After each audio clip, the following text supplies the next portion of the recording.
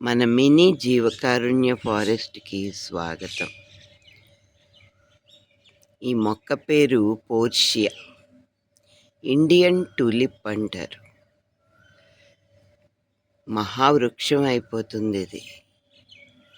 వీటి పువ్వులు యెల్లో కలర్‌లో ఉంటాయి.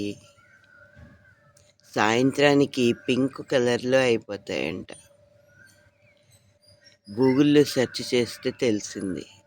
ఇది స్కూల్లో పిల్లలకి మొక్కల పంపిణీ కార్యక్రమంలో పంచారు. స్వీటీ తీసుకొచ్చి నాకు ఇచ్చింది. ఆంటీ పూల మొక్క వెయ్యండి అని.